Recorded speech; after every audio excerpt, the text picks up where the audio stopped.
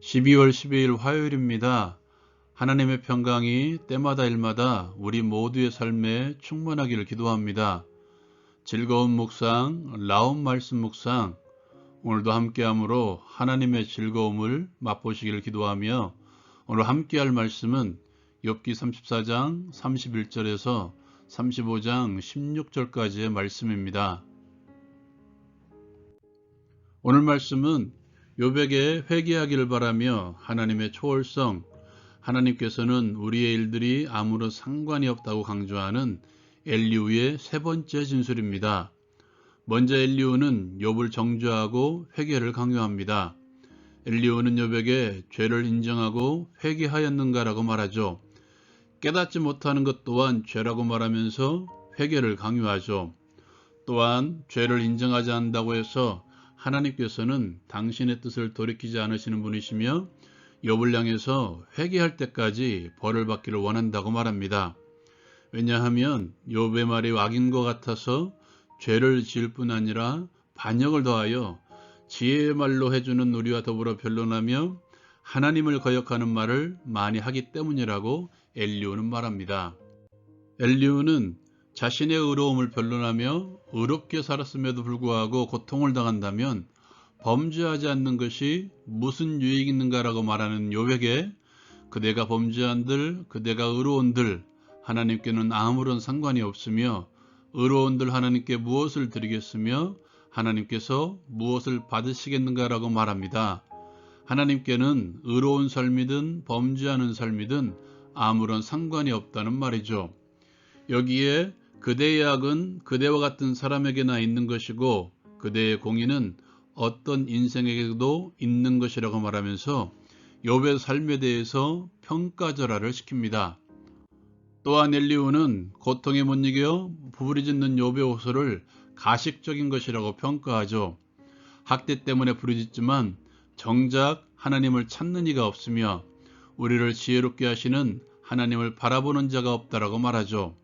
악인의 부르짖음은 헛된 것이며 하나님께서는 헛된 것을 결코 듣지 않으시며 돌아보지 않으시는 분이라고 말하면서 하나님의 판단을 기다릴 뿐이라 말하는 욥의 부르짖음은 헛된 부르짖음이라고 일축해버립니다. 그리고 지금까지 하나님의 심판이 임하지 않았기 때문에 이렇게 의를 주장하는 것이며 그러한 말은 헛된 것이고 지식이 없는 말이라고 엘리후는 말합니다. 지금까지 엘리후의 진술에 대해서 살펴보았는데요. 살펴본 말씀을 토대로 함께 나누기를 원합니다. 먼저 나누기를 원하는 것은 하나님의 초월성에 대해서 함께 나누기를 원합니다. 엘리후는 욥이 지금 맞닥뜨린 상황이 욥의 범죄함 때문이라는 것을 드러내기 위해서 또한 그 과정에서 자신의 지혜의 정당성, 자신의 신앙의 우월함을 드러내기 위해서 하나님의 초월성에 대해서 말합니다. 우리의 의로움과 범죄함이 하나님께 무슨 상관이 있으며 또한 의로운들 하나님께 무엇을 드리겠으며 하나님께서 무엇을 받으시겠느냐라고 말합니다. 엘리후의 말대로 하나님은 초월적인 분이시죠. 우리의 범죄함이 우리의 의로운 삶이 상관이 없는 초월이 아니라 영향을 미치지 못하는 초월적인 분이십니다.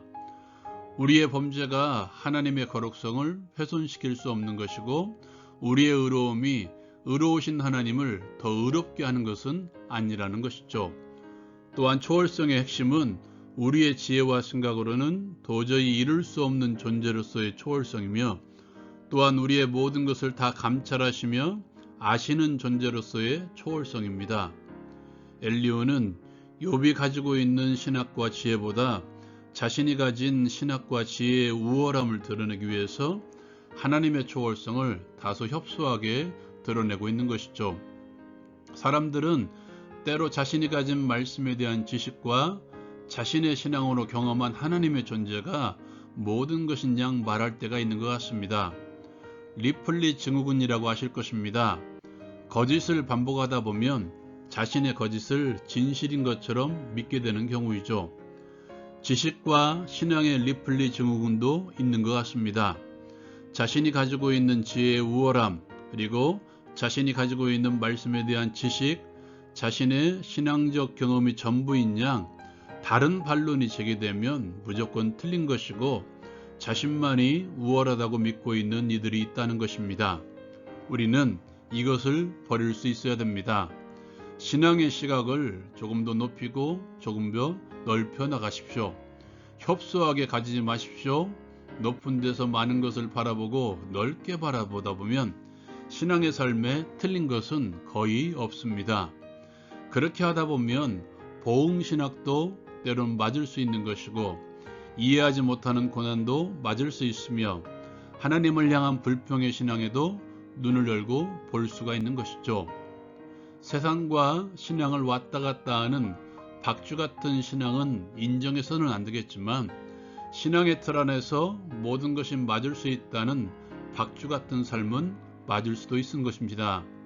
모든 상황을 있을 수도 있다는 신앙의 폭을 우리 함께 넓혀 나갑시다.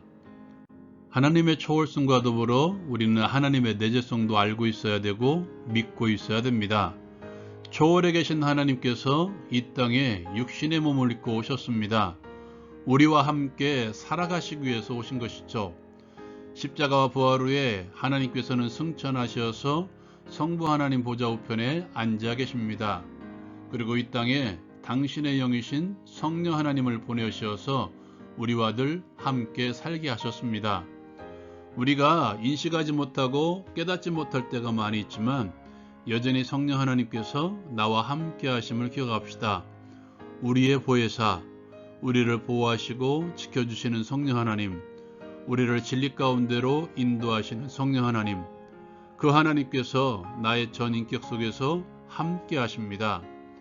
그 하나님께 이제 나의 자리를 내어드리는 연습을 하십시오. 내재하시는 성령 하나님께서 내 삶의 모든 자리에서 주인이 되고 주동이 되는 것이 바로 성령 충만입니다. 그러므로 성령 충만은 끊임없는 연습이죠. 하나님의 임재를 경험하는 것은 끊임없는 연습을 통해서 가능한 것입니다. 가만히 있으면 되지 않습니다. 연습합시다. 오늘도 하나님의 임재와 성령 충만을 연습합시다. 두 번째로 나누기를 원하는 것은 하나님의 관심에 대해서입니다.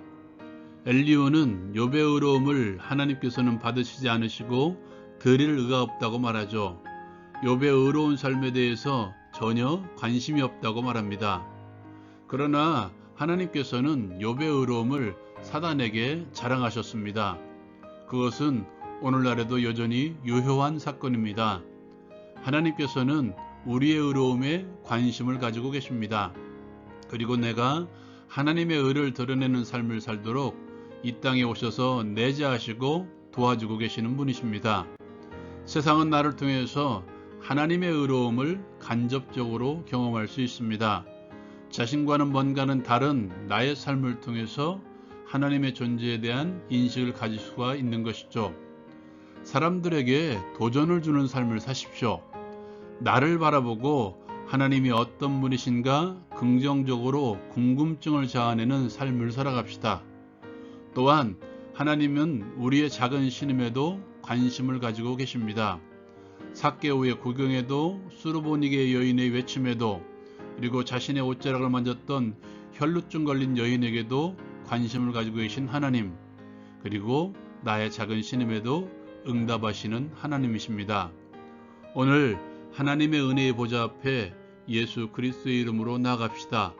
그 자리에서 나를 만나 주실 것입니다. 이 시간 나눈 말씀을 생각하며 잠시 하던 일을 멈추고 함께 기도의 자리로 나아갑시다.